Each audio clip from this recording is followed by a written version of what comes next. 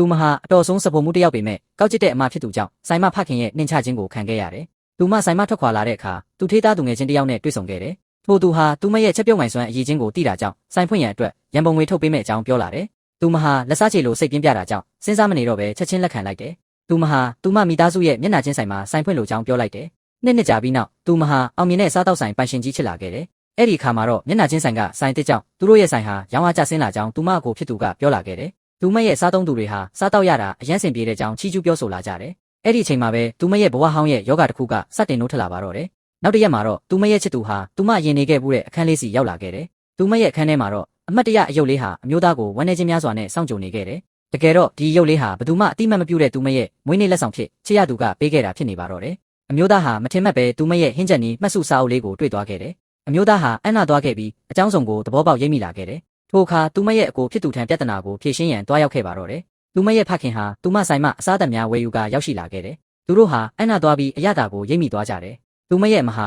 သူမချက်ပြုတ်နည်းတွေခိုးယူသွားကြောင်းလိန်ညာလိုက်တယ်။သူမရဲ့မိသားစုဟာရောက်လာခဲ့ပြီးသူမဟာသူမအမစီမချက်ပြုတ်နည်းခိုးယူပြီးဆိုင်ဖွင့်နေကြောင်းဆွဆွဲပြောဆိုလာကြတယ်။အဲ့ဒီအချိန်မှာသူမရဲ့သူငယ်ချင်းဖြစ်သူရောက်ရှိလာခဲ့ပြီးဒီဆိုင်ထဲဝင်လာဖို့မတန်ကြောင်းပြောဆိုလိုက်တယ်။တစ်ချိန်တည်းမှာပဲချက်ပြုတ်နည်းအကြီးကဲဟာထိုနေရာသို့ရောက်လာခဲ့တယ်။သူမမိသားစုဟာသူမကိုချက်ပြုတ်နည်းပြိုင်ပွဲချင်ပြိုင်ရန်အတွက်စိန်ခေါ်လိုက်တယ်။ဒီပြိုင်ပွဲမှာရှုံးနေသူဟာအစားတောက်လုပ်ငန်းမှာအပြီးတိုင်စွန့်ခွာရမှာဖြစ်တယ်။သူမဟာချင်းမပြိုင်ဖို့တတိပေးခဲ့ပါတယ်။ဒါပေမဲ့အကိုဖြစ်သူဟာသူမကိုဖြုတ်ချလိုတာကြောင့်ပြိုင်ဆိုင်ဖို့ဖြစ်လာပါတော့တယ်